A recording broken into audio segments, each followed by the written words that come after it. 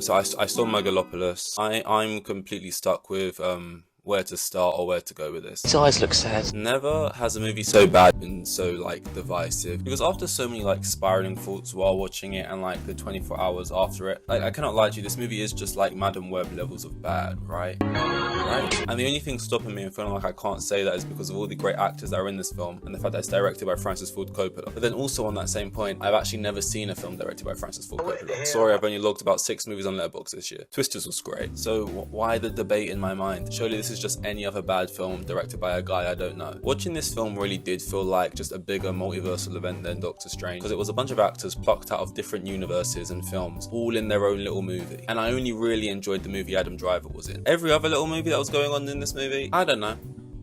I think this movie is meant to be set in like a far future of the world in which we currently live. This film just feels like present day, but with weirdos and magic. It's more like a slight alternate reality than it feels like a even distant future. But watching this film, multiple genres and just straight up words came to mind, which I'm gonna rattle for you right now. We got drama, comedy, acid trip, sitcom, SNL skit, profound, pretentious, so random XD, Matrix, incest, Spy Kids. On top of all these things, I think a big word was intentional. And don't get me wrong, I don't think like a director's intention just straight up excuses the final result. If you don't like something, you don't like it, and that's fine. But I think it's at least notable. Although I said terrible CGI and Spy Kids, there are also shots in this film that are genuinely awesome. They could just be watching this terrible looking movie, and then eventually there'll just be this shot that makes you just want to raise your can to the sky for a half second and just go, hell yeah. Almost all of them are in the trailer, but they're in this film nonetheless. Which is why when I see all of the bad shots and the bad stuff, I just think, I'm just perplexed by it. I'm like, is that on purpose? And you know what, when you watch this film and you get a normal scene to chew on, and the film gets to talk about what I actually think the film wants to be about for a few seconds, it actually is kind of interesting. And then the second you start to feel interest in what's going on, it's almost like the film knows you're getting interested, so immediately throws something just completely wacky and random into the shot. It's almost like the film is just terrified to be regular even for a split moment. As a film, it so desperately wants to be groundbreaking and avant-garde in what it's doing that the film is just non-stop choices. And very quickly you start to stop looking at weird things that are going on in the scene and start to ask questions like, why did that just happen? And you just start to accept them all as it's just random. It's there to be different and different only. And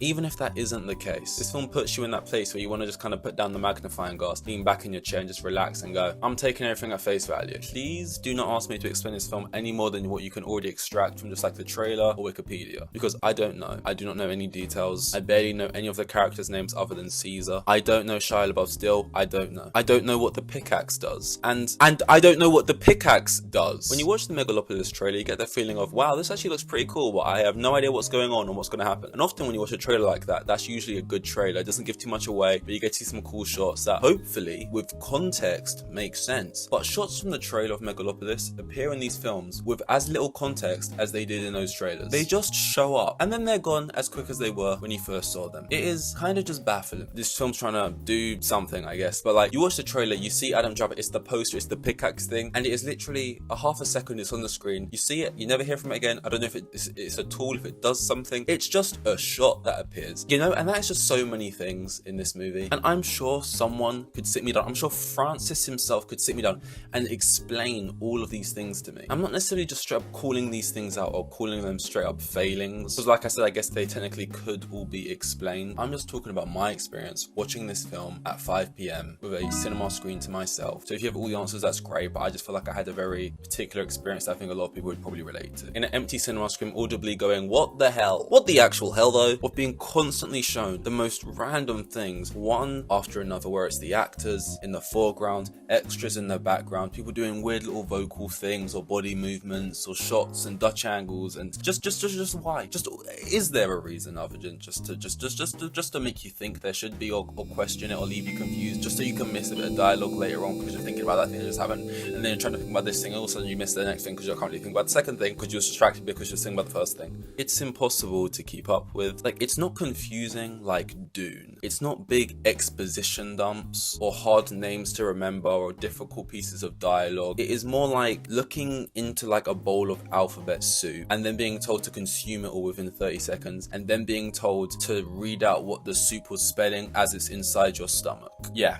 But that's what it felt like. But here I am. I went to see it. I'm compelled to make a video about it. I wrote notes. There was parts I liked, and ultimately I didn't hate it. It's probably not even my least favorite film I've seen this year, and like I said, I haven't seen many. And after all of that, I titled this film is a work of art. Maybe the works of a madman, but it is brave and it is unapologetic and it's messy and it creates conversation. Even like the film's simple conception does. Like, you don't watch this film and not consistently think about the director while watching it and like how this got made and that whole story behind it. In fact, I'd argue you don't even watch this film, you view it. You're walking, no, you are sprinting through the gallery that is Francis Ford Coppola's mind. And yet maybe it's not a gallery, maybe it's more just like rough sketches of a madman on the floor of his basement. But the point is, at all times while viewing this film, you are in constant conversation with yourself. It intrigues you, you question it, and it questions you. And I can truly say it is unlike anything I have ever seen before. 1.5 stars in Letterboxd. Twisters was better. NATOs. So go back to the club.